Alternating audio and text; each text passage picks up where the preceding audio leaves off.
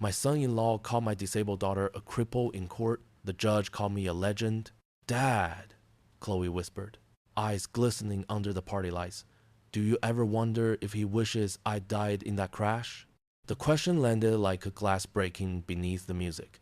I froze, one hand still on the back of her wheelchair. Around us, laughter swelled, polite, practiced, oblivious. Sweetheart, I said slowly, don't ever give him that kind of power. She gave a small, crooked smile. He already has it. Look where he parked me.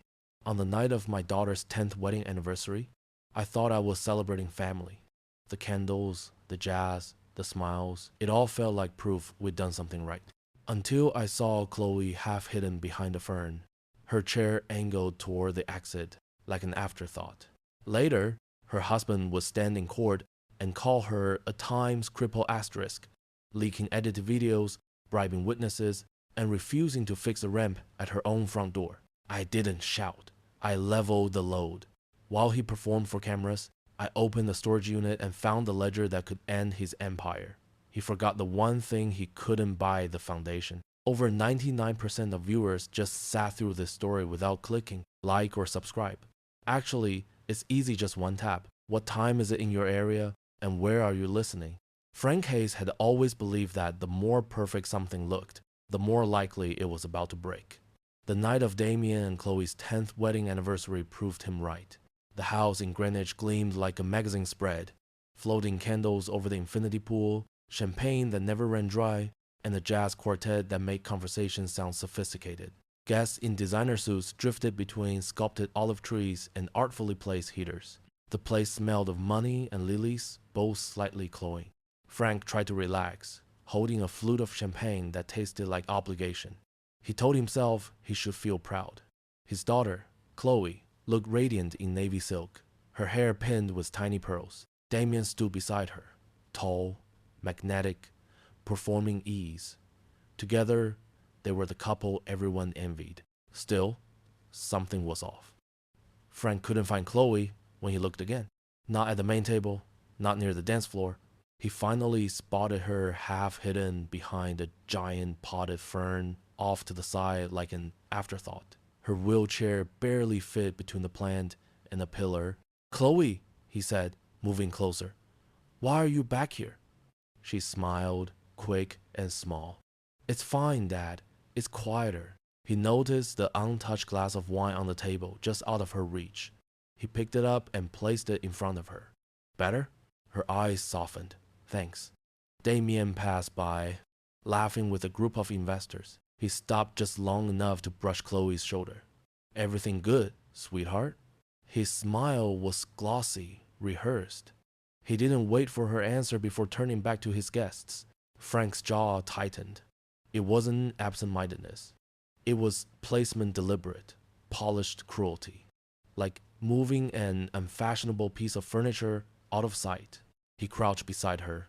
How's the arm? What? He nodded at the faint red mark on her wrist. Oh, that. She tried to laugh. I slipped yesterday. The ramp still isn't fixed. Still? Damien said, the contractor is coming next week. He's been coming next week for 6 months. She said nothing. Her silence was defense. A woman in an emerald gown stopped by, hand on chest, her sympathy dripping like perfume. You are just so inspiring, Chloe. Truly. My Pilates instructor broke her ankle once and, well, seeing you here gives me hope. Frank forced a smile. Chloe nodded politely. Thank you. Over is when the woman left. Frank muttered. They mean well. I know, Chloe said softly. That's the worst part. Later, Damien climbed onto the small podium by the pool, glass of Dom Perignon in hand. The jazz softened. The crowd turned. Damien looked every inch, the self-made man, the perfect host, the kind who could charm a hurricane into a light breeze. Friends, he began, his voice warm, confident. People often ask how I balance work, stress, life. He smiled, a modest half-laugh. The secret's right there. He gestured toward the fern corner. My wife, Chloe. All eyes turned. She's my inspiration, he continued. Every day, she shows me what true strength is. when markets crash, when deals fall apart. I remember her courage. She is my anchor. Applause rose like a wave. A few guests dabbed tears. Frank saw Chloe smile, the one she had practiced 1,000 times to look effortless. He saw her eyes, bright but not shining. He wanted to shout, "She's not a prop in your redemption story." He wanted to tell them about the glasses out of reach, the ramp that didn't exist, the way she still woke screaming some nights when her legs burned from phantom pain. But he didn't. He just stepped forward and placed his hand on her shoulder. She looked up at him, the faintest tremor at her jaw, and something wordless passed between them. Understanding. When the applause faded, Damien came down from the stage. "Frank, enjoying yourself?" he said, his grin a performance for nearby ears. "Fine," Frank replied, voice neutral. "Good man." Damien kissed Chloe's forehead, a gesture both tender and territorial. "You okay, baby?" "I'm fine," she said automatically. Frank didn't respond. He only watched. Inside the house, he wandered through the gleaming rooms, marble kitchen, spotless office, designer furniture arranged with precision. It was all so beautiful, and yet everything important was out of reach. The plates Chloe could use were stored on the highest shelves. The bathroom door was too narrow for her chair.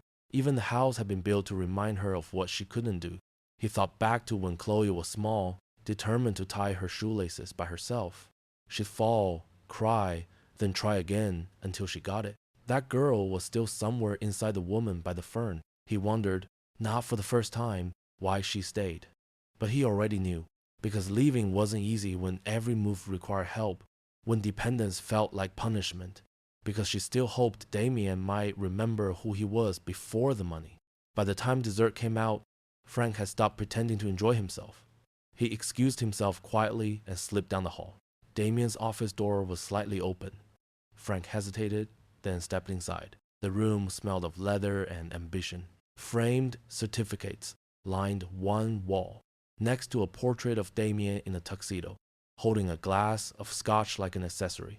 The desk gleamed, and beside it, half hidden behind the chair, stood a large steel safe matte black keypad untouched. Frank walked closer. He didn't open it, didn't even touch it. He just looked, his reflection faint in the metal. A safe meant secrets, contracts, accounts, documents worth hiding. Behind him, laughter drifted from the patio, loud, practiced, soulless. Damien's voice rose above the rest, confident, untouchable. Frank stared at the safe until the sounds blurred into a dull hum. He didn't know exactly what he was going to do yet, but he knew this. The crack in Damien's perfect wall had widened, and something would soon come through. When Frank finally left the party, he didn't say goodbye. The valet handed him his keys, smiling the way people smile at rich men. As he drove away, the pendant lights in the rearview mirror shimmered like stars reflected on water, beautiful, distant, and already fading. Chloe left Damien on a Thursday morning, quietly, cleanly, with no warning. She waited until he left for a breakfast meeting in Manhattan, then called Frank. "I can't do this anymore," she said simply. By the time Damien's Range Rover rolled into the driveway that evening, her clothes were gone, the housekeeper had already been paid off, and the ring was resting on the marble counter like a piece of lost evidence. For the first time in years, she felt lighter. There was no grand declaration of freedom, no sweeping cinematic moment, just a long, steady exhale. Frank met her at his modest colonial home in Westport, carrying her bags inside himself. The house smelled like pine and old paper. The first thing Chloe noticed was how still it felt. No voices echoing off marble, no staff whispering directions, just home. She slept for 12 hours that night. The next morning, she called a lawyer. It was supposed to be straightforward. Divorce, alimony, and a quiet settlement. Damien was wealthy enough to part with money without blinking. She didn't even want much, just her sheer dignity in legal form.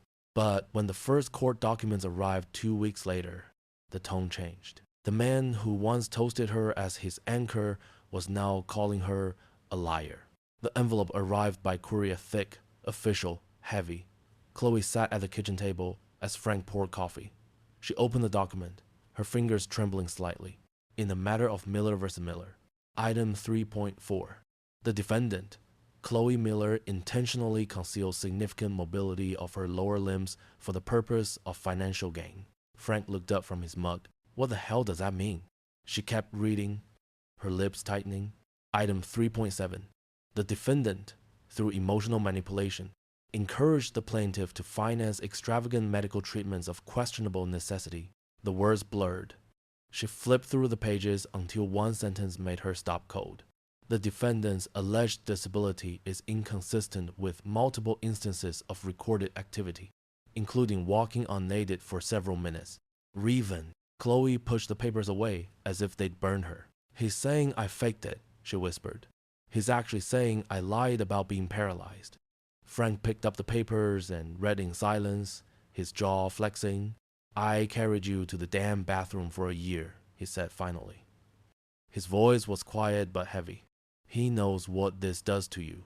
That night, Damien sat in his Wall Street office, a glass tower with a view of the river and a whiskey worth more than some people's rent. His lawyer, Richard Hanley, leaned back in the leather chair, tapping a Mont Blanc pen against the table.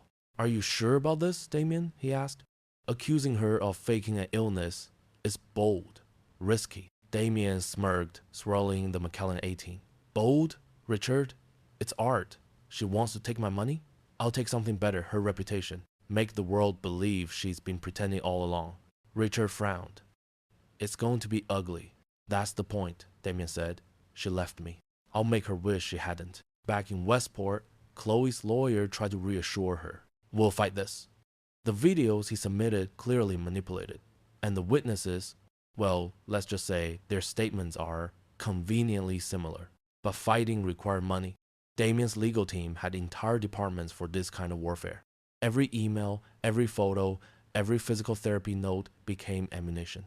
Frank watched his daughter shrink over the following weeks, not physically, but in spirit. She stopped sleeping through the night. She double-checked her text messages before sending them, terrified that some misinterpreted phrase would end up on the courtroom screen. When the videos surfaced online, leaked accidentally to a gossip site, things got worse. The clips showed Chloe standing with assistants, taking a few unsteady steps. The captions read, "Miracle or manipulation." The comments were cruel. She looks fine to me. Some people would do anything for a payout. Frank read every one of them, memorized them, then shut his laptop with a calm that scared even himself. That evening, while Chloe dozed in the armchair, he stood by the window, phone in hand. He called an old friend. Pete, it's Frank Hayes. Well, I'll be damned. Haven't heard that voice since the Stanford Bridge job. What's going on? You did some subcontracting for a company called Primestone Developments a few years back, didn't you? Sure. That's Damien Miller's outfit, right? Frank hesitated. Yeah, him. Pete sighed. That guy's trouble. Half his projects had phantom budgets. One of the sites in Yonkers, let's just say the concrete poured wasn't what the invoice said. Frank's grip tightened. You wouldn't happen to have any of those records, would you? A pause, then a low chuckle. You know me, Frank. I keep everything. Why? I think it's time someone did a little truth-telling. When he hung up, Frank stood at the window a long time. Outside, the winter sky hung low over the sound, gray and heavy. Inside, the house smelled like coffee and quiet resolve. He looked over at his daughter, her face soft in sleep. There were still faint lines on her hands from the hospital braces, reminders of pain that didn't show up on x-rays. He remembered the nights he'd sit by her bed, listening to her cry because her legs felt like fire. Remembered how she apologized for being a burden and how he told her she never was. And now she was being called a fraud by the man who should have carried her through it. Frank went to his study. He opened the drawer, pulled out an old leather notebook filled with contact numbers from his years as a structural engineer. He began making calls, quietly, methodically. The next morning, a courier arrived at his doorstep, a small, heavy package with no return address. Inside was a worn ledger, edges yellowed, the logo of a defunct construction firm embossed in fading gold. A single page was marked with a yellow post-it. Frank sat down, flipped to the marked section, and began reading. Numbers, payments, signatures. Then, halfway down the page, A name he recognized, Damian Miller. Next to it, a transfer for a 7-figure amount labeled site compensation, adjusted materials. Frank closed the ledger slowly. Outside, snow had begun to fall light, steady, silent. He exhaled, a faint smile forming at the corner of his mouth. The first domino had been found. Frank had driven through storms before, literal ones. The kind that rattled the scaffolding and left a taste of metal in your mouth, but never a storm like this. The road to Eleanor Hayes' estate curved through the hills of Bedford, lined with bare winter trees that looked like they were whispering about him. The farther he drove, the clearer it became that this wasn't just a visit, it was a gamble. He hadn't spoken to Eleanor since Chloe's wedding 10 years ago. Back then, she'd been a figure of distant elegance, diamonds, and discretion. A woman who'd perfected the art of saying nothing while seeming to say a lot. He had no idea what she would do now. Slam the door, defend her son, or worse, agree with him. When he turned into the long circular drive, the house appeared slowly white stone, tall windows, perfectly symmetrical, the kind of home that has seen decades of cocktail parties and secrets. A gardener was trimming rose bushes despite the cold. Frank parked near the steps and took a moment to steady himself. The front door opened before he knocked. Eleanor stood there in a cream cardigan and slacks, hair silver but impeccable, like she'd been expecting him. Her expression wasn't warm, but it wasn't hostile either. "Frank Hayes," she said, "you took your time." He blinked. "You knew I'd come?" "I wonder when," she replied simply, then gestured for him to enter. The interior was as immaculate as he remembered: oak floors, Persian rugs, the faint scent of lemon polish and old perfume. The silence inside felt curated. She led him into the sitting room, where the afternoon light poured through lace curtains onto the piano. "Tea?" she asked. "I won't stay long." "You will if we're going to talk about Damien." Frank hesitated. "Then you already know." Eleanor poured tea into 2 porcelain cups, steady-handed. "I know my son filed a countersuit accusing your daughter of faking her disability. I know he paid people to say they'd seen her walk unaided. And I know you, Frank, wouldn't be here unless you were planning something." He didn't answer. He didn't need to. Eleanor took her seat opposite him, crossing her legs slowly, like a judge settling in for testimony. "I suppose you hate me," she said quietly. "You should." I raised him. Frank shook his head. "I don't hate you.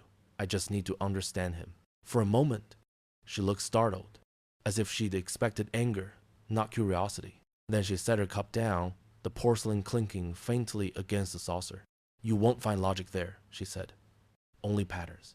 She rose and walked toward the fireplace. Above it hung a portrait of Damien's late father, Charles Hayes, dressed in a pinstripe suit, eyes soft but weary. "When Charles got sick," she began, "Damien was attentive, too attentive.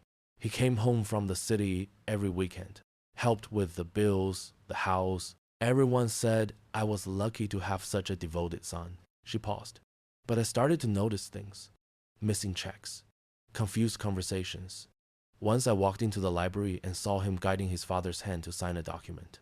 She turned, her gaze fixed on the memory. I asked what he was doing. He smiled that golden smile. God, he's always had it, and said, "I'm helping Dad sort out his finances so you won't have to worry later." She swallowed. But Charles's eyes were blank, Frank. He didn't know what he was signing. Gasolinzes. Frank felt something cold settle in his stomach. Stock transfers?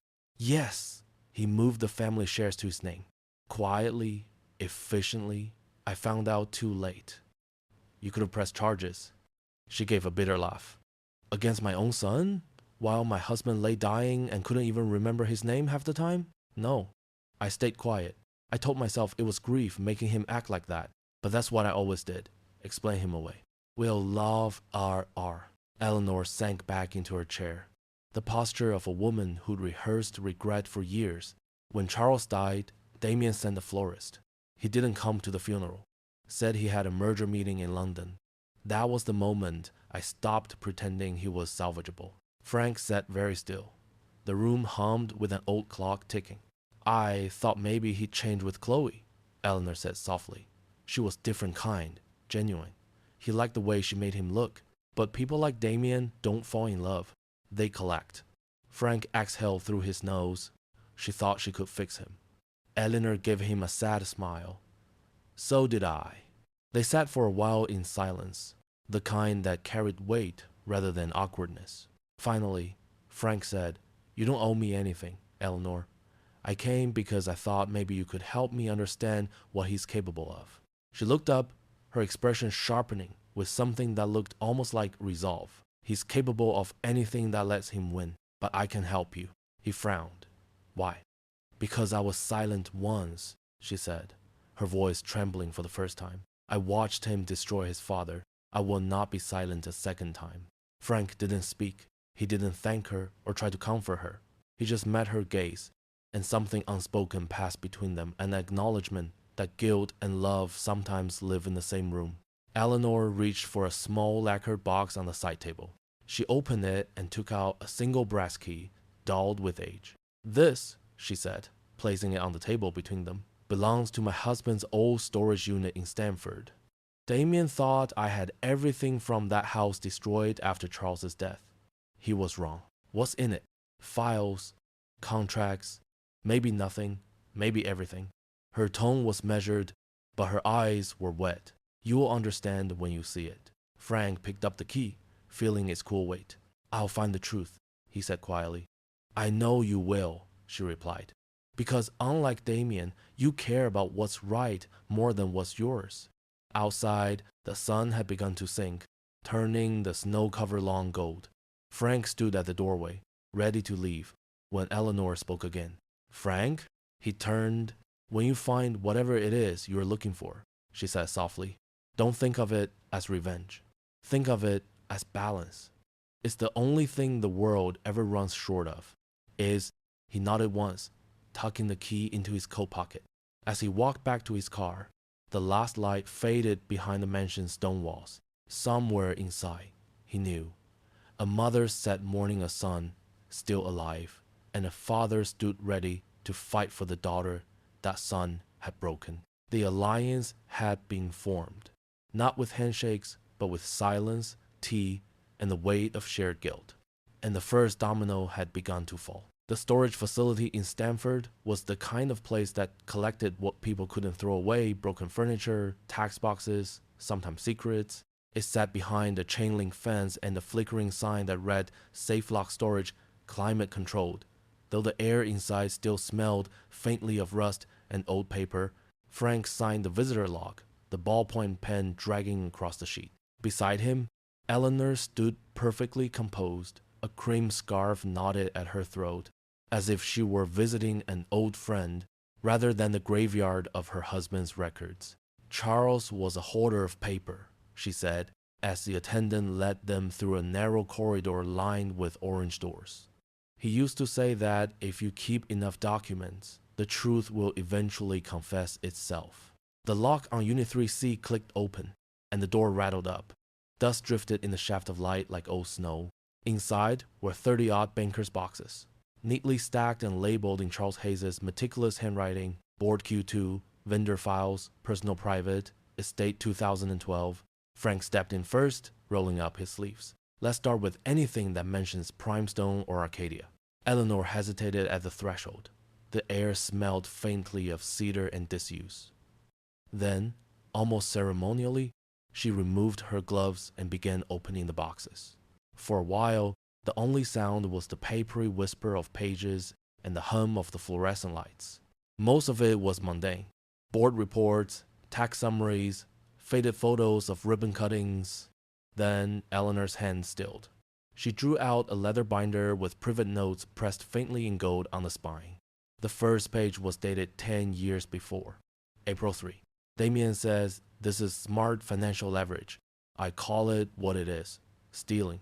He's literally building his empire on rotten foundations." Eleanor handed the page to Frank without a word. The handwriting was clean, deliberate, a man trying to reason through disbelief. Frank read on, eyes narrowing. "May 6, meeting with board. Raised concern: Arcadia Materials, LLC unexplained markups, missing test certifications. Damian late, all charm. Board nods like disciples. I feel the wind changing in the room. Frank froze on the name. Arcadia, he murmured. He reached into his own worn folder and flipped to the Yonkers project ledger, the one he kept like a talisman. There it was, Arcadia Materials, $1,742,000. Site compensation divided by adjusted materials. He looked up. That's the same company, the same fake vendor. Eleanor frowned. What does it mean? It means Damien created a shell company. He used his father's investment funds to set it up, sold shoddy materials to his own projects at inflated prices, and pocketed the difference. All these and never all this. They searched faster now. Eleanor uncovered another folder, this one red, heavier. Inside were bank statements and wire transfers. The same money trail repeated again and again. Primestone, Arcadia Miller, Capital Holdings. Sometimes the same day. Sometimes after a polite 3-day pause. As if fraud required good manners. A yellowing memo paperclipped to one statement caught Eleanor's eye. Charles's own typewritten note. Consult counsel revoking Damien's access to accounts. Briskly, retaliation. Board already leaning his way. She pressed a hand to her mouth. He tried to stop him, she whispered. Damien went to the board. Said Charles was too old, too emotional to handle the company. They believed him. Frank could almost see it. Damien, confident and charming, talking about succession planning while sliding forged documents across a polished conference table. They worked through the next hour in silence, both drawn deeper into the paper labyrinth. There were internal emails reclassifying Arcadia expenses as site remediation. A photo of Damien at a gala, hand on the vendor's shoulder, name card reading Arcadia beside a bottle of Dom Perignon, and finally, a series of transfers labeled Miller Family Trust to Cayman Islands. Eleanor stared at it in disbelief. I never approved the second trust. Frank laid everything across the folding table like a crime scene diagram. The connections were undeniable. Now the invoices, the shell companies, the laundering of funds through community donations that conveniently coincided with zoning approvals. It was bigger than greed. It was architecture. He turned to Eleanor. This doesn't just show he's corrupt. It shows he's strategic. Every piece of generosity, every charity event, every donation was a front for the next scam. Eleanor nodded, her face pale but resolute. Charles saw it, and I didn't want to. I kept telling myself that ambition looks ugly before it looks admirable. I should have known better. Frank said nothing. He simply photographed every key document, slipping originals into clear sleeves, labeling each carefully. Arcadia, board minutes, bank transfers, Charles notes. Eleanor watched him. Will this help, Chloe? Not in court, Frank said. Judges don't care about ledgers and wiring codes. But this isn't for the courtroom. This is for the world outside of it. She frowned. Then what is it, Frank? A weapon, he said simply. The kind Damien doesn't see coming. Eleanor stepped forward, took a deep breath, and opened a small wooden box she'd brought in her purse. Inside was a brass key, dulled from time. She set it on the table. This belonged to Charles, she said. He used to keep the key to the storage in his study. Damien thought I threw it out. I didn't. Frank picked it up, feeling its cold weight in his palm. Outside, snow had started to fall small, deliberate flakes that melted the instant they touched the windshield. Eleanor looked toward the door. What will you do now? She asked. Frank smiled faintly. I'm an engineer. I fix things, even the ones that shouldn't be fixed. They packed the documents into a new box, sealing it with clean tape. Frank wrote one word across the lid in black marker foundations. Neither of them spoke as they carried it to the car. They didn't need to. The silence between them wasn't emptiness. It was resolve.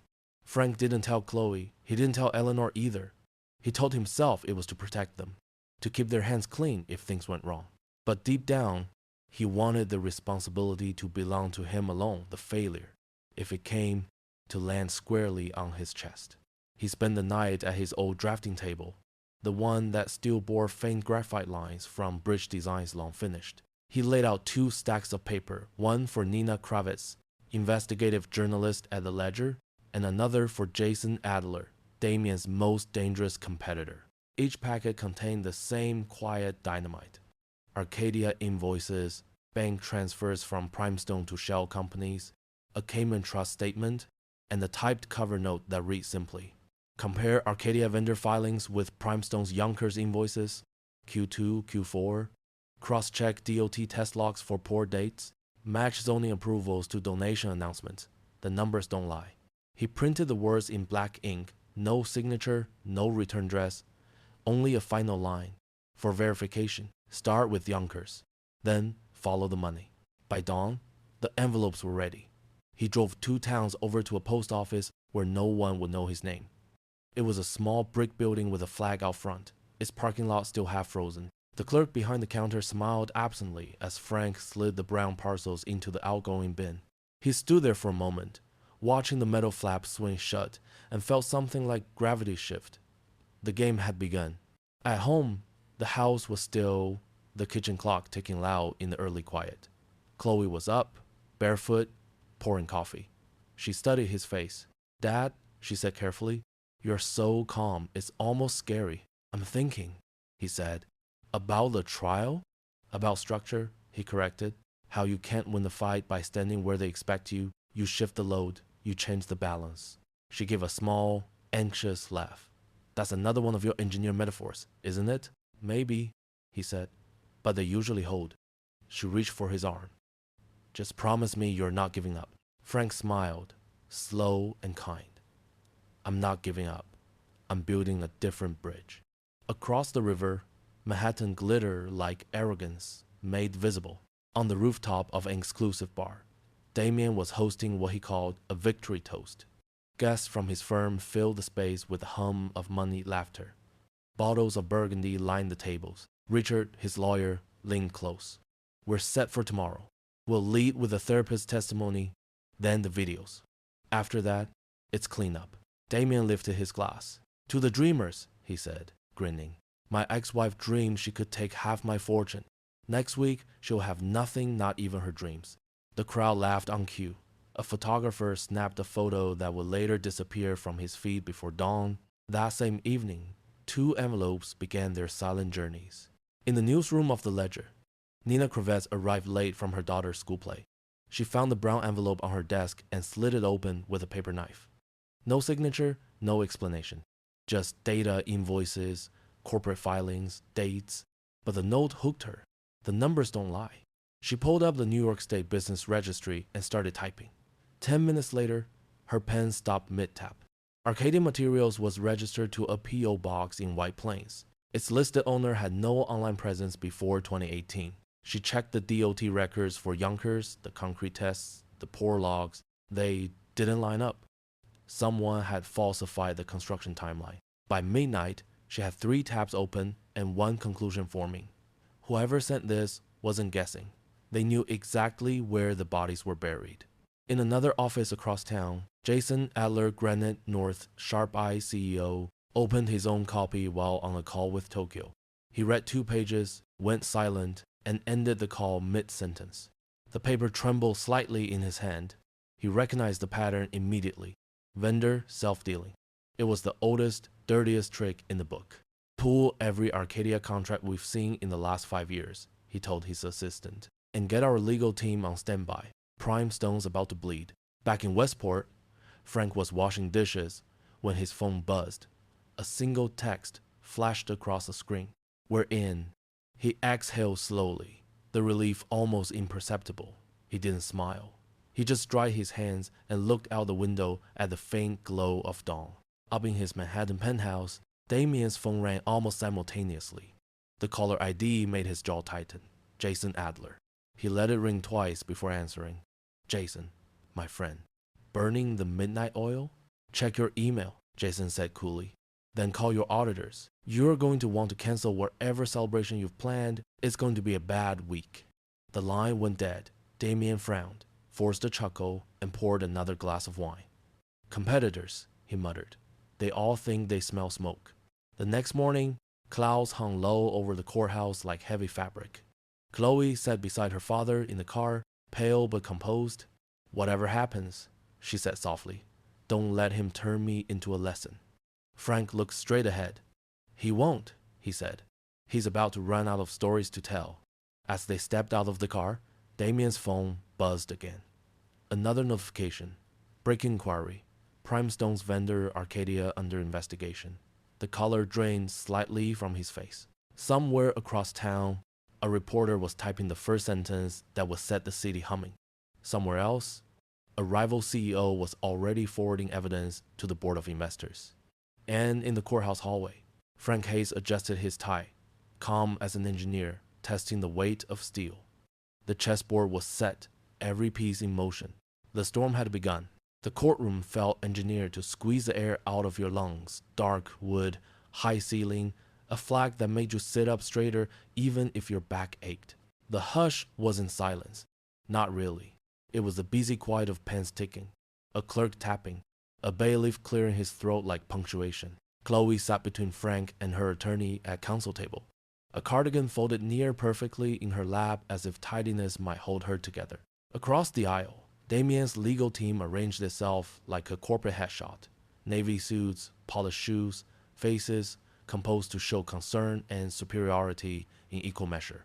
Judge Latimer was a woman who gave the impression of never having wasted a sentence. She glanced over her reading glasses, at the docket, at the lawyers, at the gallery that had somehow filled with the curious and the bored. Counsel, she said, not impatient, not indulgent, just a metronome. Richard Hanley rose for Damien like a curtain lifting. Your Honor, he began, voice cultured. Today we address the central fiction driving this divorce, the defendant's supposed disability. He made the word supposed do more work than it had a right to. He gestured to the large courtroom screen, a rectangle of thread mounted to the panel wall. The lights dipped. On the screen, Chloe in her kitchen, a morning from a month ago, unaware of the camera. She rose from a chair, braced on the counter, shifted her weight. The footage zoomed, cropped, slowed, looped, as if forensic art could rewrite nerve damage. Pause, Richard said smoothly, and the image froze at the exact frame where her left foot hovered, trembling. We'll play that again, he added, like a teacher rewinding a lesson. They did. Again. Again. Frank's hands found each other under the table. He pressed his knuckles into his own palm until the ache steadied him. He could smell the faintest sweetness of the lemon oil they used on the benches that morning. He filed it away so he wouldn't memorize the sound of Chloe's breath catching. The next clip was less intimate but meaner. A parking lot, midday, Chloe transferring from her chair to the driver's seat, a tiny victory turned into prosecution. Note the control movement, Richard narrated, as if narrating could make muscles obey. She is not what she claims. Howley sing goes, Ollie, and Chloe flinched at the private life of her body on a government wall. Her lawyer leaned in, whispering something that sounded like breathe. She nodded, too fast. Witnesses came and went with the efficiency of a machine. A neighbor who'd seen her at the mailbox and was sure she looked fine. A physical therapy receptionist with the waxy smile of someone who likes to be liked, remembering that Chloe sometimes walked to the door on good days. A friend of a friend. Eager. Rehearsed. They were not good liars, but they were plentiful, which is another way to be persuasive. Richard folded it all into a closing rhythm for his direct. He spread his hands, warm, paternal. No one here doubts Miss Miller's resilience, he said, and managed to make resilience sound like audacity. But the evidence your eyes, your common sense demands that we reconsider this narrative. Judge Latimer lifted a finger. Mr. Hanley, stay with questions. The court will draw its own conclusions. They refer to tie you. Of course, Your Honor, he pivoted. The plaintiff will testify now. Damien stood like a man accustomed to standing when people watched. He buttoned his jacket, smoothed an imaginary crease, and took the oath with an expression that suggested morality looked very good on him. For a few minutes, he performed the concerned husband. He talked about sleepless nights and trying everything. He pitched his voice to catch on certain words, care, sacrifice, hope, and let it break on betrayal. He glanced at the juror, there was no jury. He glanced at the judge with eyes that had sold 1,000 deals. Then, pressure outside, invisible found its seam. It arrived as a small miscalculation in tone, then a tightening at the jaw when Richard pressed for how it felt, then the barest flicker at the corner of his mouth when he was forced to say the word money. The outside world had begun to whisper in his direction, emails not returned, a rival not smiling, A reporter not asking for quotes, and a man who lived by applause heard the first missed clap. Richard went for theater. Your Honor, you have seen the footage. You've heard from neutral witnesses. Now he stepped aside, inviting his client into the performance. Damien, how did you feel when you learned the woman you loved had deceived you? Something mean gleamed behind Damien's eyes. He turned, not to the judge, but to Chloe. He pointed an ugly schoolboy gesture that did not belong in oak paneling. How did I feel? He said, voice rising into something too sharp to be sympathy. I felt used. I spent 5 years caring for A. He stumbled, then found it, because of course he did. For a cripple, only to find out it was all a ruse to take my money. The word did not land. It detonated. Sound left the room like air leaving a lung. Even the court reporter's fingers paused before they resumed, a fractional stutter that would live forever in the transcript. Someone in the gallery exhaled a noise that could have been a gasp or a curse. Richard's eyes flared victory or alarm. It was hard to tell. Judge Latimer's chin lifted 1 precise degree. Chloe folded, not physically, but somewhere behind her eyes. And Frank felt the dangerous, righteous heat that had wrecked better men than Damien rise in his throat. He did not let it through. He put both feet flat on the floor. He let the anger cool until it could bear weight. Judge Latimer said, very quietly, Mr. Miller, you will not use slurs in this courtroom. Counsel, control your client. Richard nodded frantically. The valet who had dropped the tray. Apologies, Your Honor. Emotions are high. Lower them, the judge said. For 3 beats, no one moved. The whole room hovered, waiting to see if Frank, old man, father, engineer, would explode the way men are supposed to explode when you insult their child in public. Frank did something worse than explode. He stood with deliberate calm, buttoned his jacket, and did not look at Damien at all. Your Honor, he said, voice even as a level. The defendant requests 1 additional witness. Richard straightened. Your Honor, the schedule. Judge Latimer's gaze shifted to Frank, the way a beam of light shifts to test the surface. Name. Frank didn't glance at papers. He did not need to. A custodian of records, he said. Authentication only. Damien laughed too loudly. It sounded like a man insisting a chair was a throne. We're playing games now? He's run out of tears, so he brought paperwork? Frank didn't blink. I'm bringing weight. I bray. A murmur went through the benches unruly, quickly silenced by the bailiff. Judge Latimer checked the clock, checked her calendar, checked the faces in front of her, all in one long blink. If this is a stunt, Mr. Hayes, I will sanction. It isn't, Frank said. It's a foundation. Somewhere in another building, a phone vibrated on a conference table with an email that would darken the boardroom. Somewhere else, a journalist saved a draft with a headline she would change 3 more times before pressing publish. In here, the second hand crawled across the courtroom clock like a small animal making a necessary trip. Judge Latimer nodded once. We'll take a 10-minute recess. Counsel for both parties will meet in chambers. Mr. Hanley, contain your client. Mr. Hayes, be prepared to identify your witness and establish relevance tightly. Right? The gavel single rap was not loud, but it was final. People stood like an orchestra released. Damien leaned across to Richard, whispering in a hiss that did not match his earlier toast. Chloe touched her own wrist, an old habit, as if checking a pulse. Frank didn't look at either of them. He kept his eyes on the bench even as it emptied, on the chair where decisions were made, not announced. His hands were steady. The trap had not snapped shut. It had simply revealed that it existed. Outside the courtroom doors, the corridor was brighter, noisier, full of vending machines that tried to pass for comfort. Inside, the air began to move again. The word Damien had thrown still lingered, foul and stupid, but it no longer owned the room. Frank sat, rebuttoned, unbuttoned, and finally stilled. When the judge returned, he would say the same sentence with the same measured tone. Your Honor, the defendant requests 1 last witness. Over 99% of viewers just sat through this story without clicking. Like or subscribe. Actually, it's easy, just 1 tap. What time is it in your area, and where are you listening? The courtroom doors breathed open, and the room, already quiet, went still in that particular way. People go still when they expect a spectacle and get something stranger. Heads turned. Even the court reporter lifted her fingers a millimeter off the keys, as if a single tap might scare the moment away. Eleanor Hayes stepped through. She wasn't costumed for pity or nostalgia. She wore a smoke gray suit with a narrow lapel, a small pearl brooch, sensible heels that didn't apologize. Her hair white, immaculate, caught the overhead light.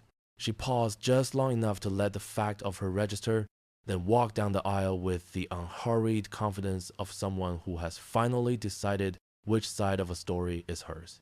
Damien saw her and lost his face. The practiced half-smile collapsed. The jaw clenched, unclenched. A boy flickered through the man, panicked, cornered. Richard Hanley half rose, whispering, "What is this?" But the whisper went nowhere useful. Frank didn't stand. He inclined his head a fraction. "Welcome and thank you, and we're ready." Judge Latimer peered over her glasses, neither surprised nor indulgent.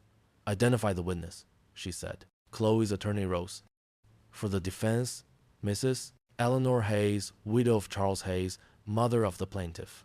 The title itself did damage. A ripple passed through the gallery, gasps suppressed into throats, rustles smoothed into fabric.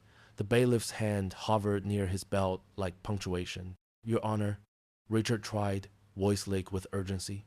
"This witness was not disclosed and—" "Mr. Henley," the judge said, as if folding a napkin, "you may save your objections for after the oath. I finde ande her—" Eleanor set her gloves and the small purse on the rail with tidy finality, raised her right hand, and swore. She sat, adjusted the microphone, and without looking at Damien, faced the bench.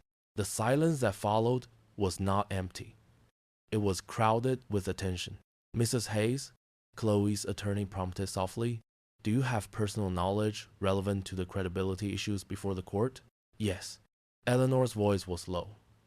"Even the kind that makes a room lean closer.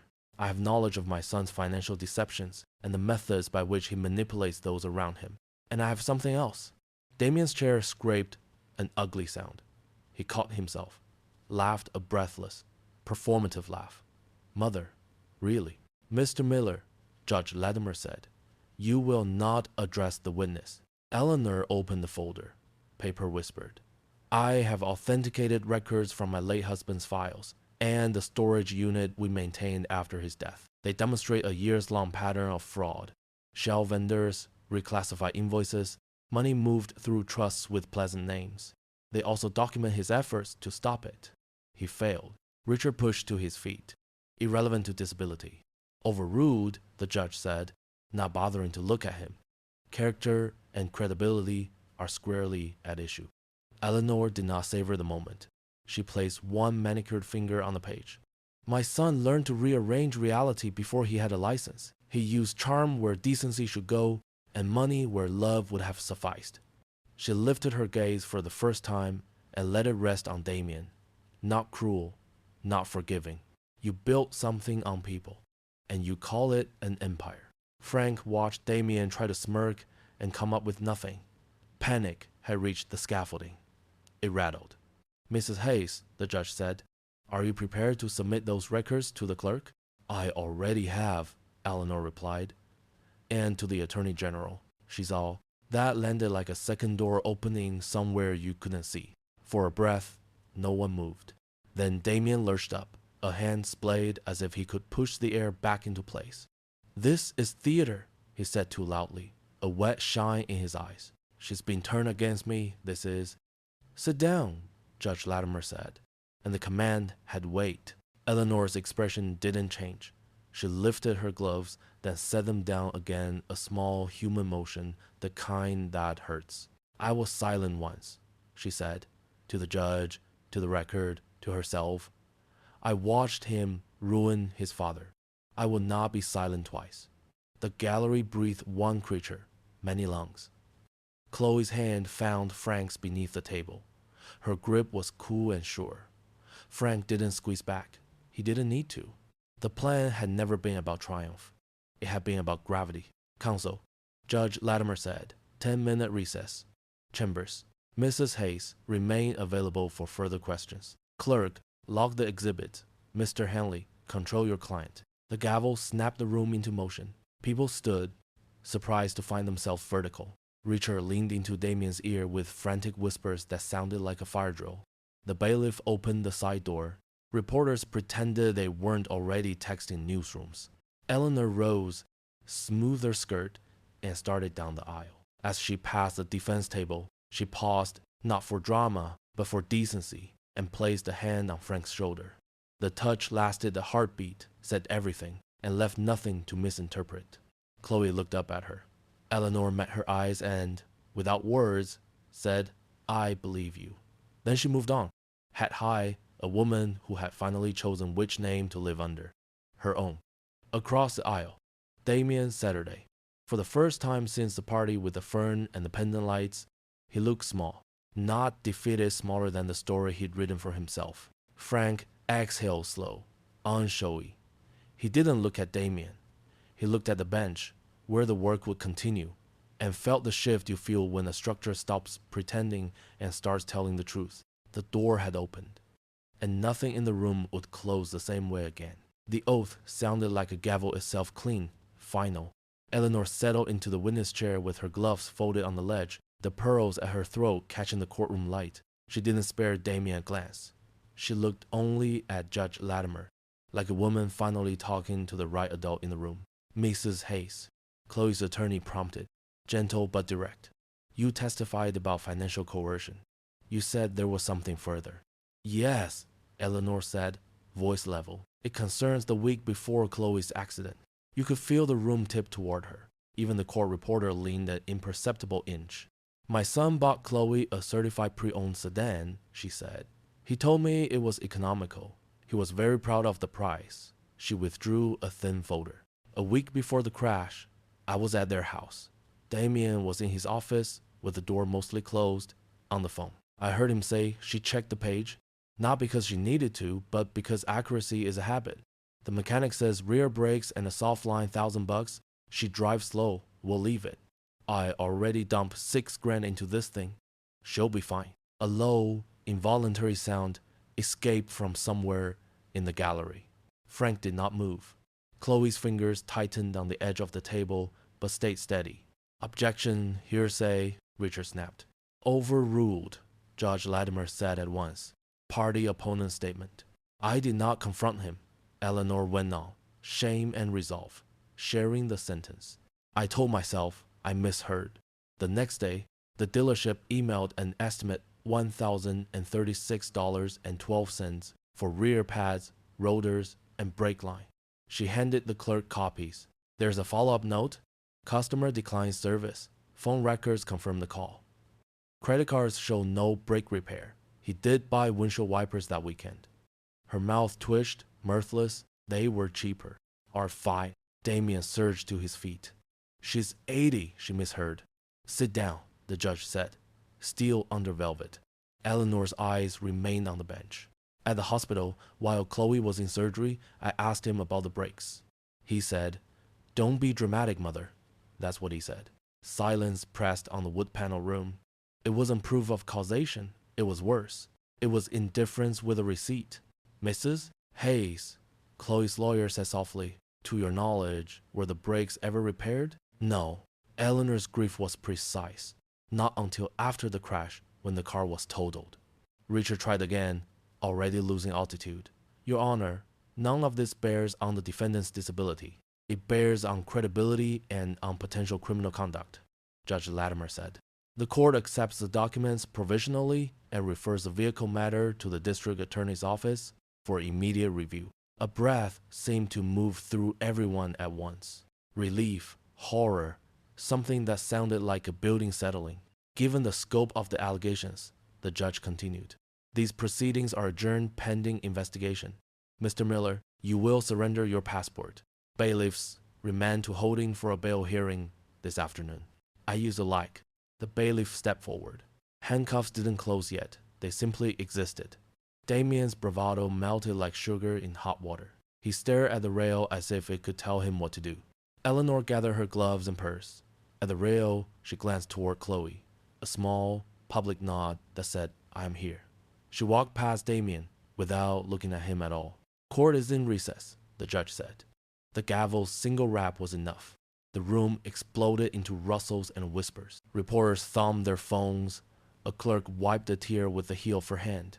Frank kept still. He felt Chloe's hand find his and rest there, steady. Mr. Hayes, Judge Latimer said as people stood, remain a moment, please. Counsel as well. Frank paused. The crowd flowed around him and out. When the doors closed, the quiet returned, heavy and honest.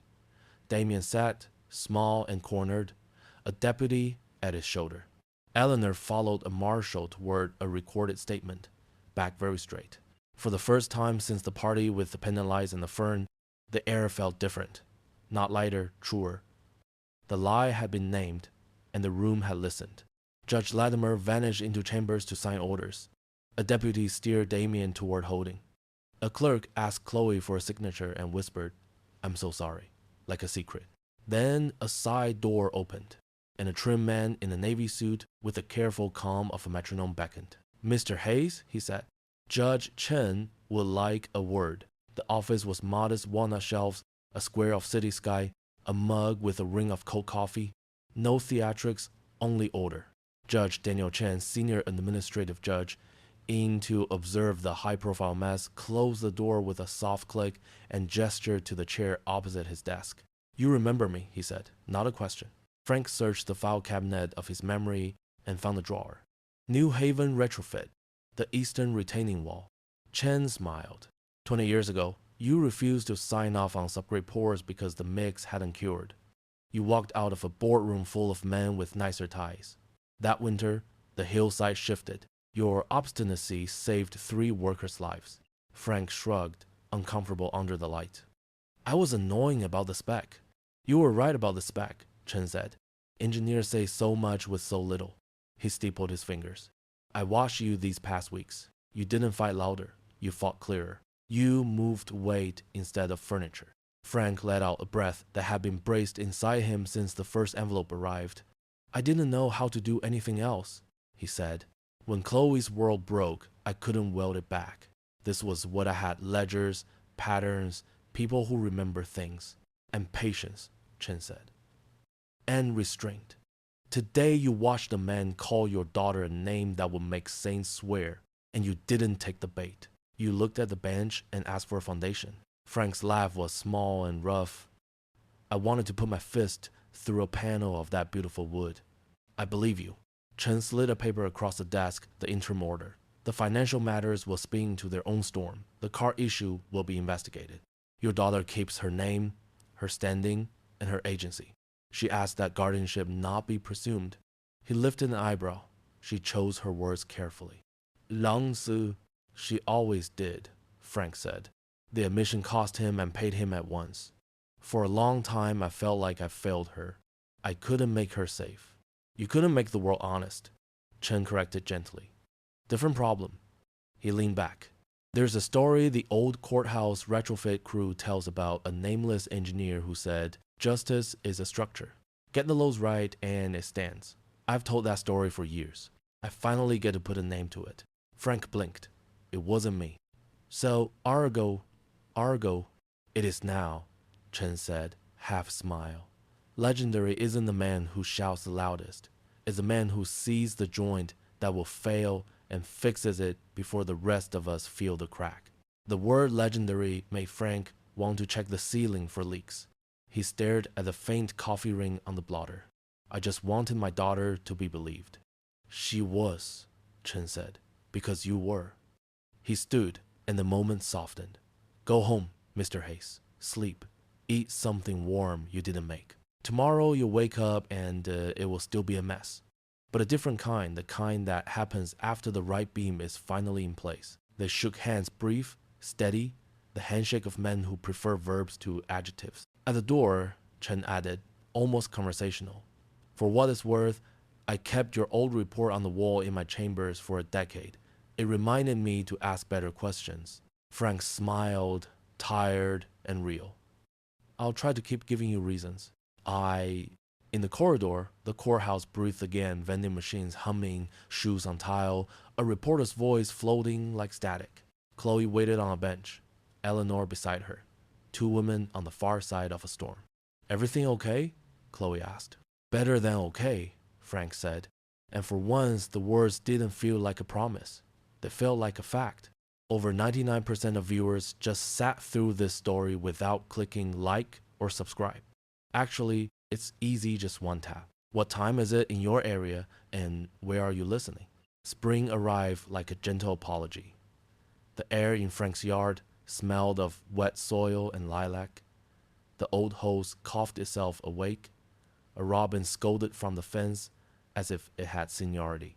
Frank chalked the last line on the new path, a slow, generous curve from driveway to porch, 1 to 12 slope, textured pavers, a subtle crown so rain wouldn't linger and cause mischief. 2 cedar raised beds flanked the curve at forearm height, the edges sanded satin smooth. The ramp hugged the porch with oak rails that warmed quickly in Sunday. Chloe rolled down the path with the unself-conscious confidence of practice. The motion was quieter now, hands easy on the rims, breath even. A copper thread lighting her hair where the light found it. She lifted the 4-inch lavender in triumph. The nursery lady swore this one survives neglect. God no validation. Then she's found the right family, Frank said, straight-faced, before the corner of his mouth betrayed him. He tapped the cedar. Right here, good drainage, full Sunday will keep the fuss to a minimum. Eleanor arrived in white sneakers and a straw hat, carrying a shoebox lined with damp paper towels. Hydrangea cuttings, she announced, like a nurse with medicine. Blue, if the soil behaves. Also, scones. Blueberry, if your appetites behave. They worked without commentary for a stretch, which is how comfortable people talk. Eleanor tucked the cuttings along the east fence, where the morning light would kiss them and the afternoon would forgive them. Frank checked the ramp bowls once more, not because they were loose, but because checking had become a kind of prayer. Chloe eased the lavender from its pot, paused as if listening to it, then loosened the roots and pressed soil around the stem with a care that was new and also very old. There, she said, a little breathless. You get a second chance. Frank felt that bullet of feeling gratitude, grief, relief, lodged somewhere behind the sternum, where a man keeps complicated things. He crouched, holding a trowel when Chloe needed it and not holding it when she didn't. Invisible help, he learned, is still help. By late morning, the beds had personality, lavender and thyme, a row of marigolds like small suns, Eleanor's mutinous hydrangeas staking a claim. The path already looked inevitable, the way good design does. They broke under the oak Frank had planted the year Chloe was born. It wore 2 scars, one from a rope swing, one from lightning, and had survived both with character. Eleanor poured lemonade into mismatched glasses and lifted hers in a small, ceremonial way, to reasonable slopes and stubborn roots. And to not overwatering, Chloe added, grinning at the lavender. Boundaries. They clinked. A neighbor's mower droned somewhere beyond the fence. A dog shouted at no one. The sky made a convincing case for forgiveness. Do you miss it? Chloe asked, soft. The big projects, the cranes, the late-night arguments about rebar. Frank considered.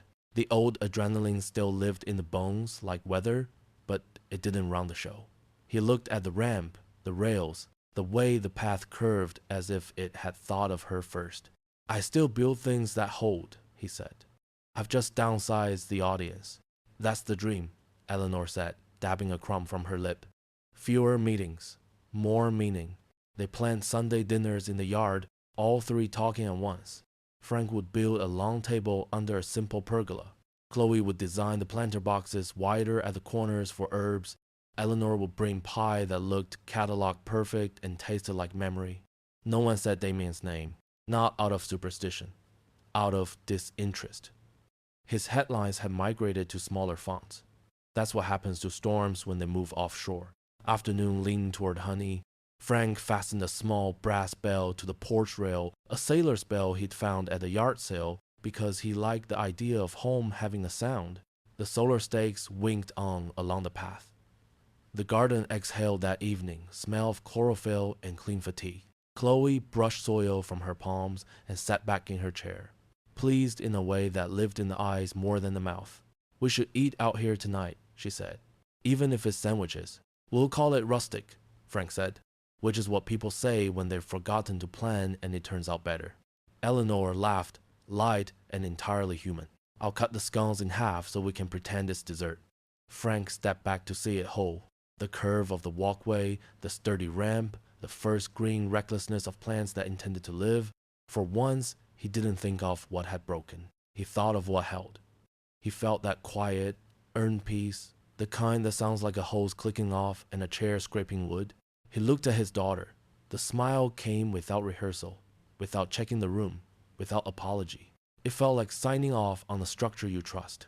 Ready for another? He asked, nodding to the tray of seedlings. Chloe grinned. Let's keep going. And they did 3 figures in a small, honest yard, rebuilding not the past but the present, sturdy enough to stand a future with room to grow. The work was ordinary. The foundation was not.